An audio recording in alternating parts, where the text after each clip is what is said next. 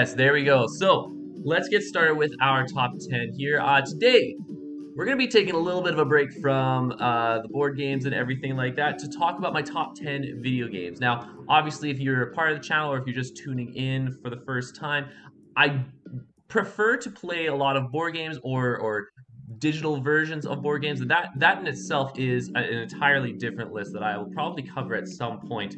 But today I want to talk about just top 10 video games. I do enjoy video games. I enjoy being able to kind of unwind. That's kind of the place that video games have in my life, is where, with work, with being busy with volunteering stuff, even with board games, I find that while I love it and I have it as a really great hobby, and I do a lot of activity with board games and board game adjacent media.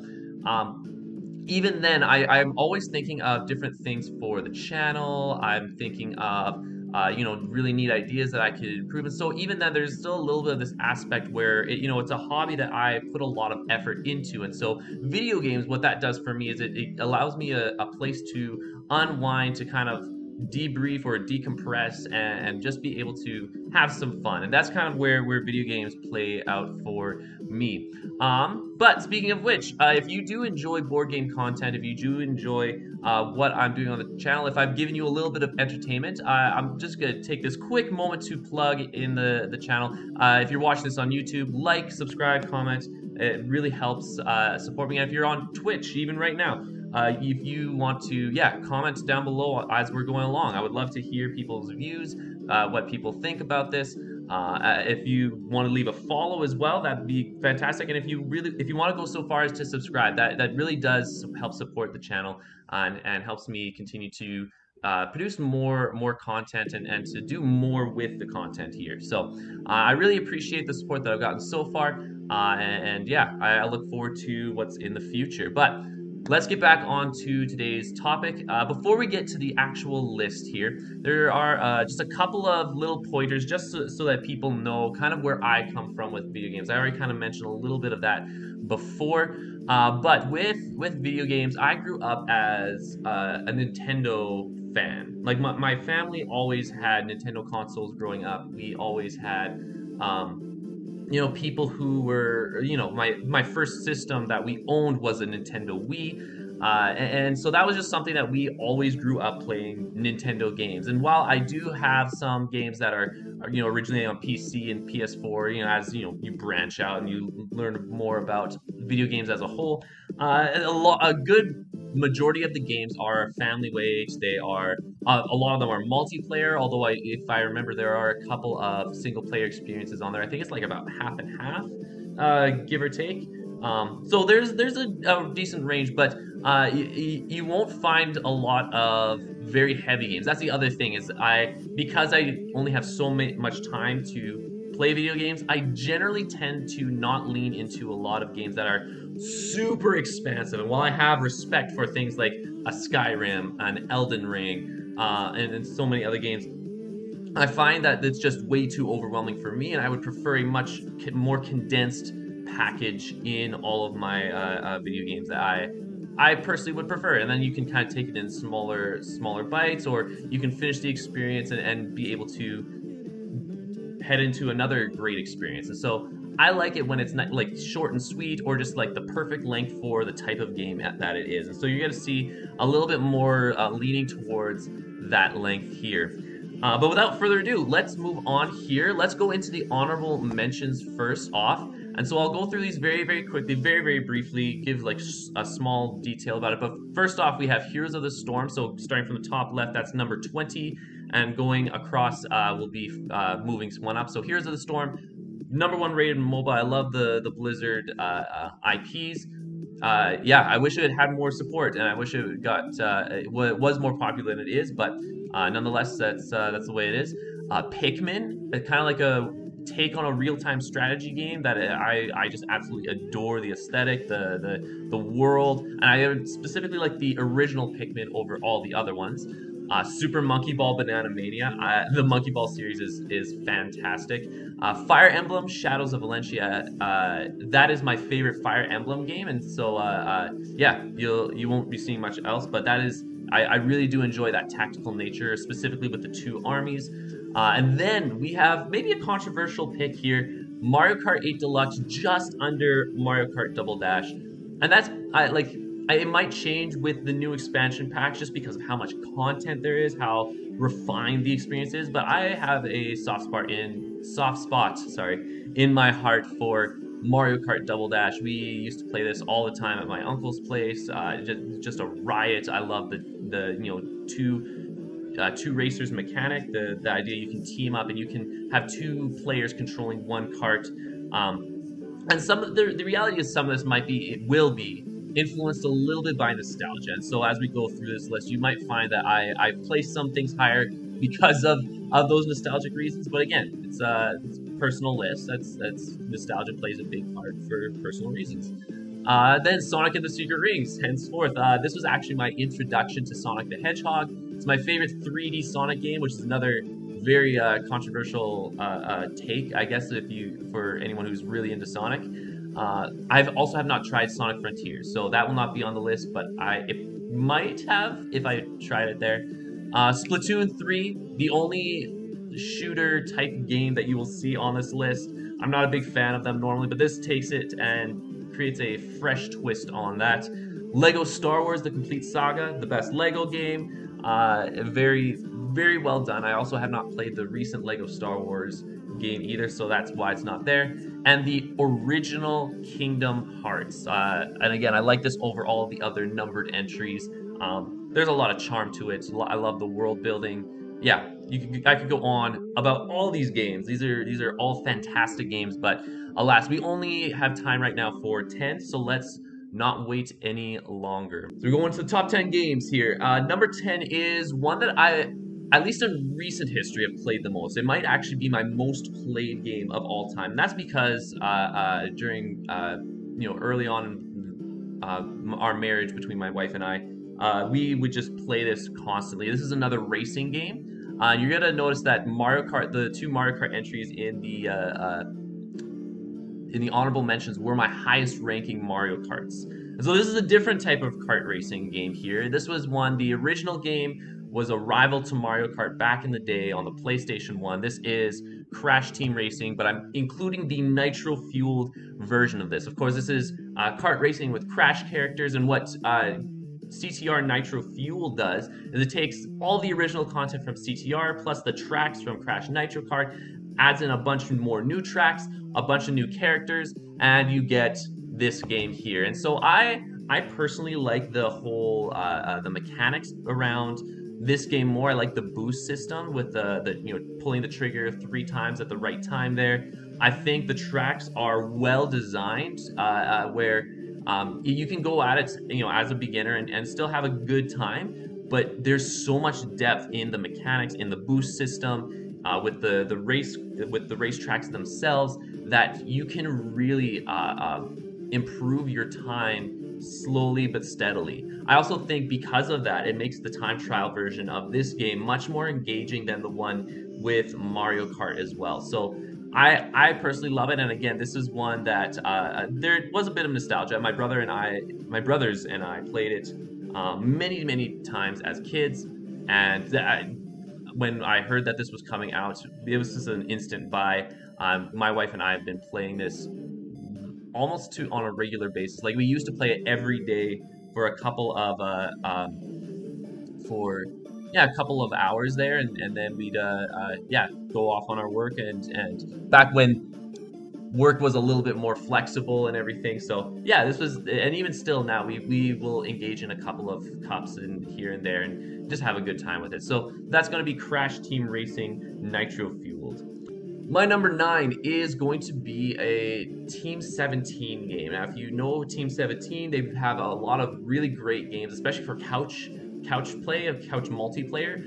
Thinking of things like Worms Armageddon. I'm thinking Escapist and Escapist 2. I am thinking golf with your friends, but this one is by far my favorite. It's very chaotic. It's a cooperative game. This is Overcooked. And in Overcooked, you are running a kitchen with very minimal staff. Like you don't only have 2 or 3 people that's trying, up to 4, that is running this kitchen. You're trying to fulfill orders in a very short amount of time. And so not only do you have the overall time limit where you're only playing in sessions of 3-4 minutes, but you also have the individual orders that are on a time limit as well. And if you can complete the order fast, of course you'll get a bonus. But if you can't, then you lose some money on the side as well.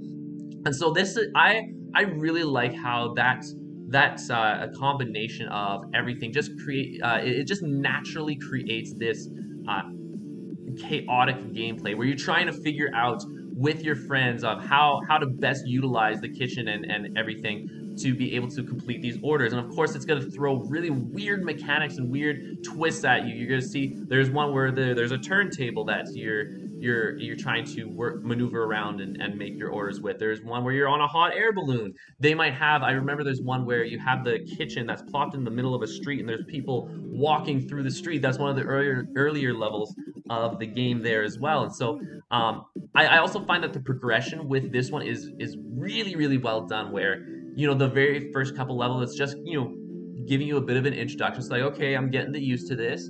And then you start encountering levels that get really tricky, that introduce some of these wacky elements. And then you have to think with your friends. It's like, okay, well, how do we tackle this? It's like, oh my goodness, this course has just like kicked our butts. How do we go around this? And so you have to strategize and plan things out a little bit more. And then once you've accomplished that and you've moved on to the next level, you're feeling great and everything. You hit the next level and it throws another curveball at you again. It's like, oh my goodness, now we got to figure out a new strategy. And I really do enjoy everything that Overcooked has to offer, and Overcooked 2. This is including both of those titles. I know the second one adds a couple of neat mechanics and really enhances it further. But yeah, this is Overcooked. All you can eat, that includes both of them. Fantastic game. My number 9. My number 8 is, to some this might be a little bit of a cheat. This is my list, so I kind of just, it was marketed as a game, but it includes four and a half smaller games inside of it. It's a treasure trove, to say the least, and this is Shovel Knight Treasure Trove.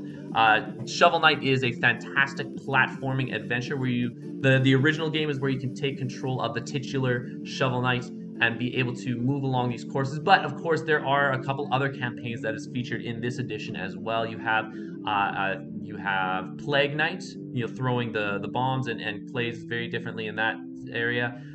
You have Spectre Knight, who is a little bit more faster and moves a little bit more. I would say a little bit more slick, a little bit more smooth movement. Maybe that might be a better way to word that. And then King Knight, which has a completely wacky move set in and of itself. It's fantastic. But what I really appreciate about this one is that the designers, the developers, Yacht Club Games, they really took that, the old 1632-bit, I forget exactly which one it is, but they took that genre, that platforming era, and they really showed their mastery in this genre. Even with all the characters and their movesets, the way that all the levels are made, it perfectly utilizes all the mechanics that each of the character has, all the movesets. It makes it challenging, but at the same time, it's not crazy challenging. You just have to think be creative in some of the ways that you move around. It makes for a seamless experience. And if you're done with the 4 campaigns, there is a solid multiplayer offering in here as well, where they have Shovel Knight Showdown, which is a Smash clone. And again, this is going to be yet another hot take. I used to think that the multiplayer held up completely to Smash Bros. And part of that is, for myself personally, I love designs that are willing to limit themselves, or designs that are smaller in scope, but they still offer depth. And with this one, even though there's a smaller roster, fewer maps, fewer modes, this game, even within the characters, they have less moves that you can create, less of a lower move set, so to speak. And yet, at the same time, I really enjoy that. I enjoy being able to strategize and think of, okay, even with this limited roster, this limited moveset, how can I best utilizes to defeat my opponent. And of course, with the block system, it helps to make things a little bit more even with the way that it is to give you some space to utilize all that and make it more even. But I love the Shovel Knight Showdown, and I actually think their story mode is well more fleshed out than even Smash's. Not including Brawl's. What's it called? I was gonna say Samurai Showdown. That's a completely different game.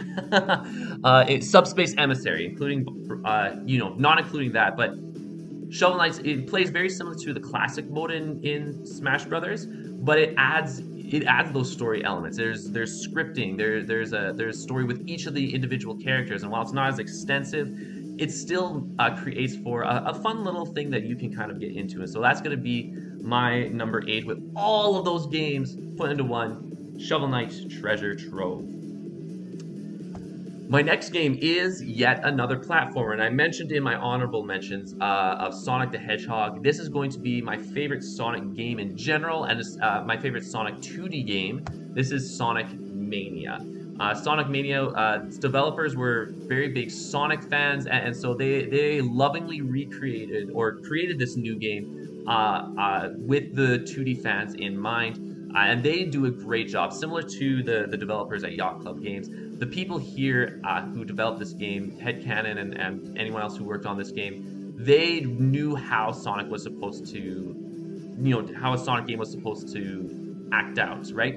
And what's even more impressive is you have these 5 characters, especially if you get the DLC, right? Once you get the DLC, you get these 5 characters. To be able to create a level design that not only just suits Sonic, but suits all 5 characters to some extent. I know with some characters it's a little bit less, okay, like it's whatever, but all 5 characters do fit into this environment and play well with all the levels and the way it interacts. I think it's very seamless how they all were able to develop that.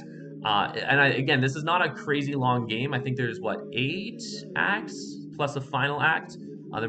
Somewhere around there. And so each act having 2 or 3 stages. So nothing crazy long, but they do add a couple different modes in there. Of course, they have the bonus stages. And again, for a game that is this weight, that is this size, with the different characters, the different game modes that they do offer, I think it is the perfect package for a Sonic game, a 2D Sonic game. And I really do enjoy everything. And the other thing is the colors. Oh my goodness. The colors are so lush and beautiful. They're vibrant. And so it makes all these environments, whether they're newer or older, it makes them really pop off the screen. And it's so beautiful. Sonic Mania. It's gonna be my number 7, my favorite Sonic game of all time up to this point. Maybe Frontiers would past that. We'll see what happens, but for right now, that's gonna be it for Sonic Mania. My number 6, I alluded to this a couple entries ago with Shovel Knight Treasure Trove, and of course their multiplayer experience. This is the Smash Bros entry, and this is going to be Smash Bros Ultimate. I debated for a very small little minute, and I'll give a shout out to Brawl. I actually really enjoyed Brawl. That was kind of my entry into the Smash Bros series. I thought that Brawl was a very, in and of itself, it was almost like an event. Before Ultimate obviously came along. The Ultimate's the celebration of gaming, and all the characters, especially the new ones that were hyped up, that people were waiting on bated breath for. Brawl had that, except I think they did it I would have said they did that first with the release of Sonic and Snake. But of course, with Smash Bros Ultimate, look at that roster. There's so many characters, so many maps, so many game modes. When you talk about content, when you talk about just the amount of content, Smash Bros Ultimate is probably the highest contender for content that you can utilize, and so much so that every time I play this game, I don't even feel sick of the very basic Brawl game mode. I could play 1v1, no items, for days, for weeks, for months, and not be completely sick of it, because just that frenetic nature, the fact that there's so much in the move set in and of itself, how Sakurai was able to lovingly recreate all of these characters and be able to incorporate such an expansive move set. Like it's incredible to see what has all been accomplished with this game. Just beating up on your friends is a whole lot of fun. And again, if you do get bored of the original experience, you can play around with it. That core gameplay allows itself to kind of be messed around with a little bit, whether it's in the matches themselves or through other game modes. And so Smash Bros. Ultimate is just it is so good. There's so much that you can do with this, and it really does showcase you know, the true icons of gaming. You know, who can win between Mario and Sonic, or Ness and Pikachu, or taking some of the classics like Ryu versus Cloud. It is so good. Yeah, there's a reason why it is highly praised. That's my number five. With my number six, sorry, Super Smash Bros. Ultimate. And now we get to the top half of the list. So my number five is a real-time strategy game, and I do enjoy this genre a lot. I don't get to play this a whole lot. I don't get to play RTS just because of how it does take a little bit more time, especially for someone like me who is competitive. It takes a bit of time for me to really get into learning the mechanics and everything, but I still have a respect for all these. And so my number five, my favorite RTS, is one by Blizzard, who revolutionized the genre. This is Warcraft Reforged, or Warcraft 3. I haven't actually had the Reforged product, but I've still stuck with the original Warcraft 3. You can still play online and do the basic stuff with the old engine. So Warcraft 3. And so the really neat thing that they do with this RTS compared to some of the older ones is not only are you building up your armies and trying to figure out which build is the best for your team there, and as with four different asymmetrical factions, there's a wide variety of builds that you can accomplish there. But it introduces hero units that are very powerful. They have an RPG-like mechanic where, as you're defeating, mercenaries or your opponent's units, that they level up. They gain experience. That they level up to gain new abilities or to make them stronger.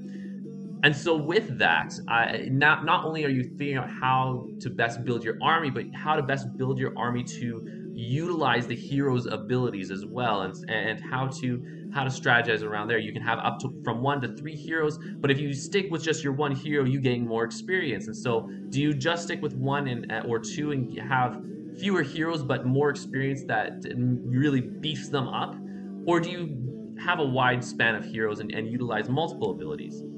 And the world itself, like going through the story mode, I prefer to have the multiplayer experience. I used to play this a lot when I was kind of around the college age. But even the story mode, if you're someone who is into World of Warcraft, which I am not, I never really got into the MMORPG, that's not my genre. But if you are into that sort of scene, you can really, or you get a story that happens before. It's kind of like a prelude to those events.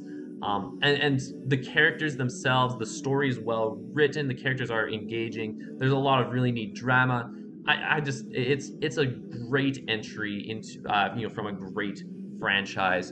That's Warcraft 3 Reforged. I've actually had a bit more of a kind of a itching to get back into this game. Maybe that's something I'll see on, I'll try even on stream. Let me know in the chat. I'd love to see if that's something that you guys would be interested in, if that's something that I should try out on stream, just to be like, hey, I'm relearning this, or whether that's not necessarily people's thing. I know I still want to focus on board games, but I've had a bit of a hankering to get into this. So anyways, I'll move on. I'm rambling now. My number 4 here is a Mario spin-off game. Now, Mario has had his fair share of spin-offs. He's got, he's a party animal with the crazy amount of parties he does with his friends.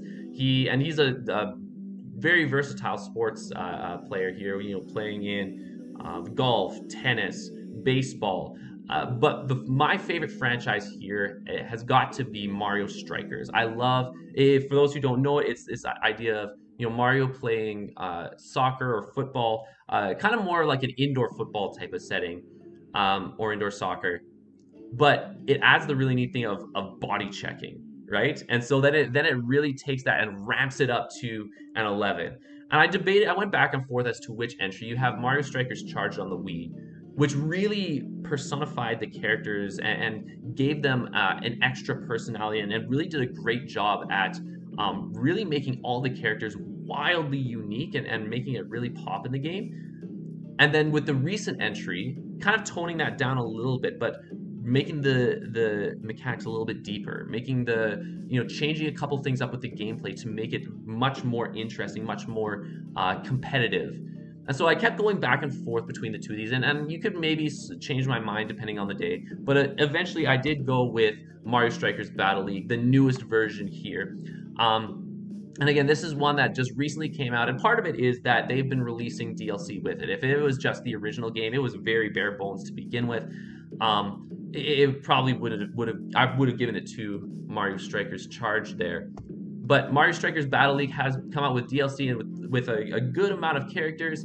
Are admittedly fewer game modes. I do also like the game modes in Mario Strikers Charged, but I feel like with Battle League, if you have friends to play with, or if you enjoy the online aspect and playing competitively with people online, there's so much to dig into here. There's a lot more strategy than maybe meets the eye.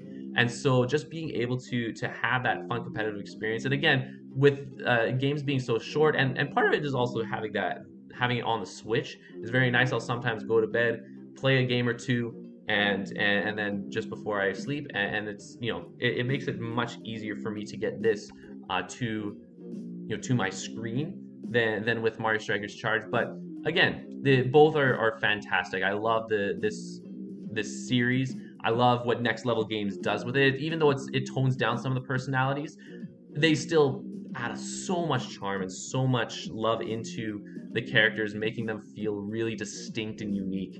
And the other thing with this one is the gear system, where you can customize the gear and change the stats of the characters, which I think is fantastic. Not only does it add more depth, like I said, but it also makes it so that, let's say if you have someone like Waluigi, who is geared to be more of a defensive player, but you want him as, let's say, a captain, a striker in the front, you can use the gear to change that and make it work somehow so that he can be someone who is more powerful, or who takes better shots, is able to play into that role. And so the gear system really makes it click a little bit more. And yeah, it's well done, well created. I'm hoping they pull out more DLC. So that we can have more characters and even more game modes. If they can get that, I think it would make it leaps and bounds above Mario Strikers Charge. But for right now, it is what it is. It might even rate higher, but it's gonna stick at my number 4. My number 3 is yet another Mario game, and this one is in the RPG genre. And this is the very first one that they ever did when they partnered with Square. This is Super Mario RPG. Of course, you're playing as Mario, acquiring sidekicks along the way. You have classics like Bowser and Peach, along with some newcomers like Mallow and Gino, which I wish were in so many more Mario games. But again, the fact the rights are held by Square kind of makes it difficult. I just love these new characters. I love the roster. And what I like about this RPG over other RPGs is that I think it perfectly has the right timing as far as progression goes throughout the game. It also has the right weight. I don't have a whole lot of time to just sit with a Final Fantasy game and grind until I'm at the right level. With this game, I can basically encounter every enemy once, and I feel like that progression in and of itself is enough that I can make it to the end, have a little bit of a challenge, but also to be able to have it beatable. And that is a really key thing. And on top of that, I do love the Mario franchise as well. Again, the colors with this one is again very vibrant. I love the look, the aesthetics of it, the different worlds, the way they incorporated the stories, just everything. The love that Square Enix puts into their normal games, and the charm that they added that into a Mario game, and it really shows. It goes a long way.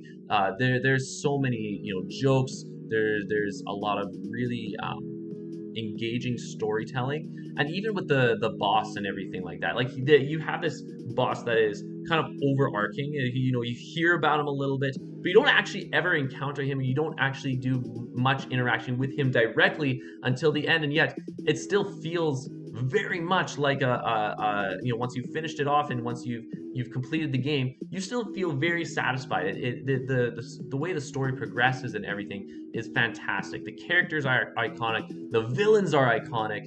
Like, I think even the Axum Rangers, which is like a play off of both the Power Rangers and also on your party, you know, kind of fulfilling or mirroring the roles that your party has. It's just, oh, there's so much attention and detail put into this game. This is one I could play constantly and never get sick of. Mario RPG, Legend of the Seven Stars, my number 3, let's go. My number 2, you will have noticed that I just missing out on the top 10 was the original Kingdom Hearts. And Kingdom Hearts is my favorite video game series of all time. I love all the Kingdom Hearts games. I played the majority of them. I have kind of slacked off a little bit. I haven't gotten to some of the newer entries. But I love Kingdom Hearts and my favorite game of all time for various reasons. I know Kingdom Hearts 1 is very close, but this one is Kingdom Hearts Birth by Sleep. So Kingdom Hearts 1 would be the highest numbered entry with Sora and his friends. But Kingdom Hearts Birth by Sleep is a little bit different. It's a prologue to that. You're playing as 3 different characters, each with their own unique play styles. And again, around playing in this story, where each 3 characters have a different part to play, but as you play through one and kind of experience their, you know, how they experience the story, and then you play through another and it's like, oh hey, this is a different look at how they've experienced this whole journey, and then you play through the third and it creates this this really cool narrative. And I also like how it is a tragedy story as well. I won't spoil anything here, but the fact that it ends up being a tragedy where that sets up, and not only just sets up, but really enhances the original game and the games after that. I feel like that is a huge testament to what Birth by Sleep has done, where you have these characters who have fallen from, you know, all in kind of split apart, but they're still holding on to their friendship in the end, and it just stops there. I love that. I love story. I'm a sucker for tragedies, ones that don't have a happy ending or that make causes the audience to think a little bit more. So yeah, Kingdom Hearts Birth by Sleep. The other reason that I have this higher up on here is because for a brief moment, again, this is something I would love to do more of if I had more time, and I might still do this here, but is I started speed running this game, and this is one where I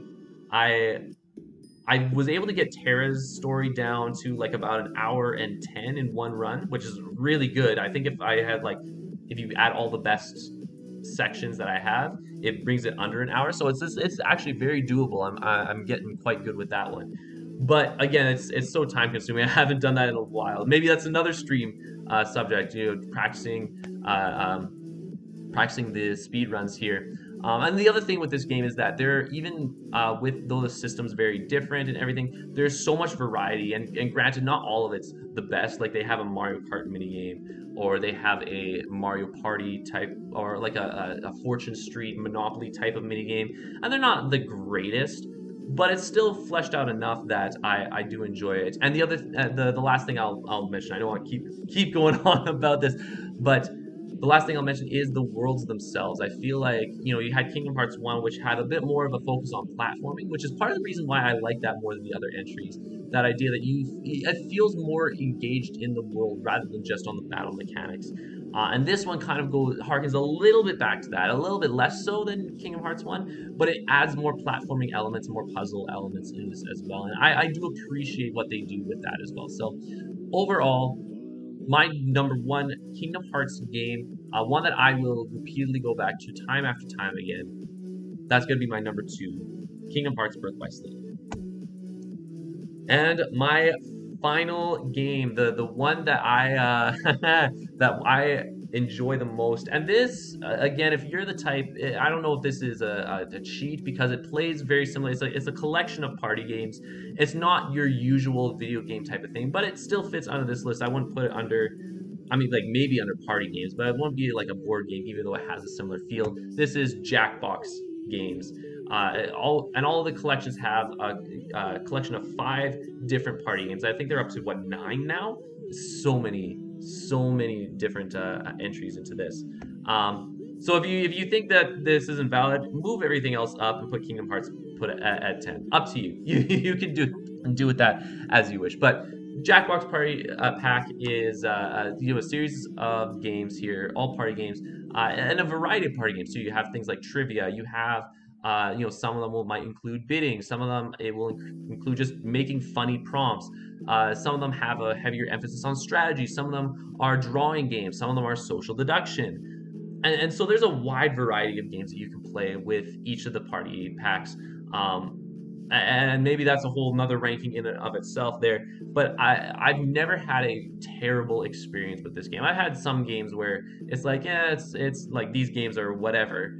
But the Jackbox games do a really great job at creating an experience that really helps with large gatherings or even smaller groups of gatherings to create natural chemistry, to create moments that are memorable. I like, even for myself, I think recently when we were telling our family we were expecting a child, and so we used Jackbox as one way to do that, and that'll forever be etched in my mind as well. And this is something that even if you're not a huge video game player, usually, if you bring something like this out, I've had so many people, wide swath of people, who are like, "Oh, do you have Jackbox? Let's play some Jackbox." Who might not be into video games generally at all, and so this is a little bit of a out of left field pick compared to some of the other ones, but it does fit in this category of video games, and it's one that I will forever, maybe not have at number one, but will forever be a top 10 pick here, just because of just how extensive their library is, because of the memories it creates, the laughter that I've had with that. This is without a doubt one that I will play for the rest of time here. So number one, that is going to be Jackbox Party Pack. But what are your favorite video games? What are some of your picks? What are your thoughts on my picks? Let me know in the comments, in the chat section down below. But as always, yeah, I hope you guys have a great day with that. If you're watching on YouTube, hope you have a great day. Hope you enjoyed the video. Again, like, subscribe if you found some entertainment with this, and we will see you on the next one there.